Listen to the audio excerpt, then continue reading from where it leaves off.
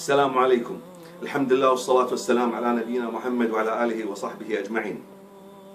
إخواني أهل الكويت خاصة والسعودية والخليج عامة، قاعد نعاني من عوائل سورية شردها النظام، الله يشرده إن شاء الله، وهو مع جرذانه من حزب الفيران وإيران المجوس.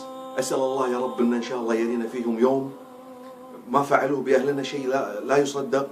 والله العظيم يا جماعة الخير، العوائل بالآلاف مشردة، الأرامل بالآلاف مشردة موجودين حاليا، وصعوبة المعيشة والأجارات. عندنا عوائل ما عندها أي معيل وأولاد، وانتم تتصورون كيف ان الواحد يقدر يعيش. وهذول أرامل. الرسول عليه الصلاة والسلام قال الساعي على الأرملة كالمجاهد في سبيل الله. اخواني عندنا كذا فيلم مصورينهم، اللي يحب يتواصل ويانا في عملية كفالتهم.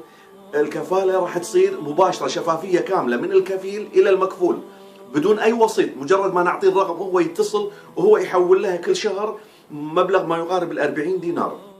أسأل الله يا رب إن شاء الله أن ييسر عليكم إن شاء الله أمر الكفالات هذه، وأسأل الله يا رب أن يطرح القبول في قلوبكم. تبارك الرحمن، أهل الخليج ما قصروا مع أهلنا بسوريا، وأتمنى ما يقصرون معاهم. وأتمنى يا رب أن ينشر هالفيديو لأكثر عدد ممكن على أساس نقدر نوفر كفالات لهالأسر. ومشكورين، وأسأل الله أن ينتقم يا رب إن شاء الله من نظام زبانيته قريبا جدا إن شاء الله. ولا تنسون الدعاء حق إخوانكم، الله يرضى عليكم. مشكورين، دمتم سالمين.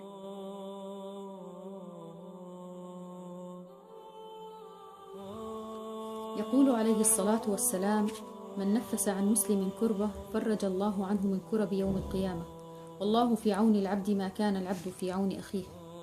ونحن نناشدكم شعب الكويت المعطائين خاصة وأهل الخليج عامة أن تنظروا إلى هذه الحالة بعين عرى الإسلام الذي يربطنا بكم.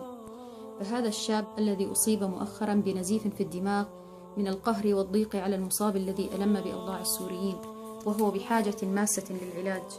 فنحن نناشدكم بكفالة لهم تعينهم، تقيهم من ذل الحاجة وتعينهم على مصابهم وغربتهم. وهنيئا لكم أجرا بشركم به رسول الله صلى الله عليه وسلم، وهنيئا لكم دعوة في ظهر الغيب من مستغيث في جوف الليل ينادي يا الله. ووقوفكم إلى جانب إخوانكم السوريين في محنهم ومصابهم فضلا يستحق منا الشكر والعرفان. فمن يجد في نفسه الرغبة بأن يكون ساعيا على هذه الأسرة فهنيئا بمرتبته الجهادية كما قال عليه الصلاة والسلام. ومن يحب التواصل فمع الأخ وليد الحاتم على الرقم 00965 994 355 4000 كفالة مباشرة من الكفيل إلى المحتاج، وجزيتم كل خير.